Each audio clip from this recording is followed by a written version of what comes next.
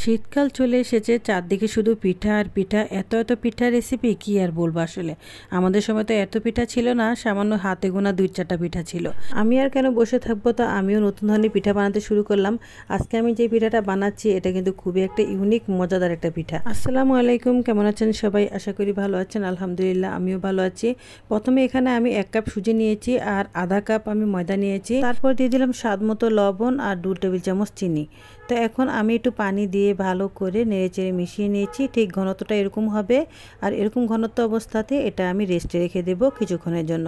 প্রায় 1 ঘন্টার মতো রেস্টে রেখেছি। আর এখন আমি এর সাথে একটা ডিম মিলিয়ে দিচ্ছি। তারপর দিলাম বেকিং পাউডার 1 চামচের মতো, চায়ের চামচের 1 চামচ। আর তারপর দিয়ে দিলাম লিকুইড দুধ। অল্প অল্প করে দুধটা মিশাচ্ছি আর ভালো করে নেড়েচেড়ে নিচ্ছি, কারণ একসাথে দিলে হয়তো বা একটু বেশি হয়ে যেতে পারে, পাতলা হয়ে যেতে পারে। এই কারণে আমি অল্প অল্প করে দিচ্ছি। আমি তো কথা বলতে বলতে ভুলেই গেছি আমি কি পিঠা বানাচ্ছি। এটা আসলে দুধ সারস পিঠা। এই পিঠাটা কিন্তু খুবই জনপ্রিয়, খেতেও অনেক মজা আর সবাই পছন্দ করে। আমাদের সময় আসলে এত রকমের পিঠা ছিল না, হাতে গোনা কয়েকটা পিঠা ছিল। যেমন ধরেন পুলি পিঠা, ভাপা পিঠা, পাটিসাপটা পিঠা, ডিমের পিঠা, এগুলোই ছিল। আর এছাড়া তেমন একটা পিঠা ছিল না।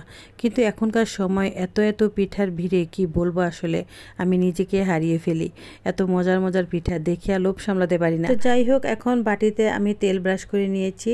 তারপর বাটির অর্ধেক অর্ধেক করে আমি ডোটা দিয়ে দিয়েছি। পুরোটা দিব না, যেহেতু পিঠাটা ফুলবে, এই জন্য আমি বাটির অর্ধেকটা দিয়েছি। আর এদিকে আমি একটা পাত্রে বসিয়ে তার মধ্যে পানি দিয়ে দিলাম, আর স্টিমারের যে একটা ছিদ্র দুটো ঢাকনা আছে ওই ঢাকনাটা উপর করে দিয়ে দিয়েছি।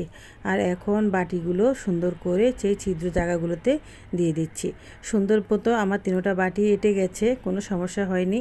আর এখন একটা বড় প্লেট দিয়ে আমি ঢেকে দিয়েছি। আর আমি ঢাকনাটার সাথে একটা কাপড় বেঁধে দিয়েছি, যেহেতু পানি না পড়ে আর আমার পিঠাগুলো যত সুন্দর হয়। কিন্তু অবশেষে দেখলাম যে আমার দুধ সারস পিঠা আর হলো না। দেখেছেন কি অবস্থা।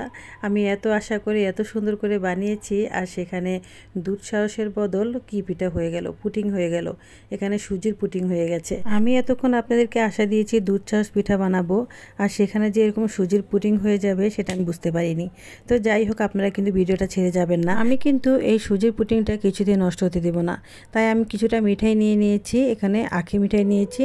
তার মধ্যে একটু নারকেল দিয়ে দিলাম, আর মিঠাইটা একদম গোলা করে নিয়েছি। আর এখন আমি যে পিঠাটা বানিয়েছি সেটাকে আমি একটু পিস পিস করে কেটে নিয়েছি, সুন্দর করে পুটিংয়ের মতো। আর তারপর আমি সবগুলো একসাথে নিয়ে সেই মিঠাইয়ের সাথে ঢেলে দিলাম, বাস হয়ে গেল। আর এখন আমি চুলার আঁচটা একদম কমিয়ে দিয়েছি, আর এখন ভালো করে নেড়ে চেড়ে মিশিয়ে নিচ্ছি। কি বলবো আসলে, অসাধারণ হয়েছে এই পিঠাটা। দুধ সারস পিঠার চাইতেও এই পিঠাটা আমার কাছে বেশি ভালো লেগেছে। আমার বাচ্চারা ভীষণ পছন্দ করেছে, আর ওরা বলতেছে এটা তো আরও মজা হয়েছে আম্মু। আসলে ভুল থেকেও কিন্তু মানুষের অনেক কিছু শেখার আছে। আজকে আমি ভুল করে এই পিঠাটা বানিয়েছি, আপনারা কিন্তু এমনিতেও বানিয়ে খেতে পারেন, অনেক মজা হয়েছে। আমার এই ভুলটা বিফলে যায়নি। আমার এই ভুল থেকে আবিষ্কার করা পিঠার নাম হচ্ছে সুজির পুডিং পিঠা।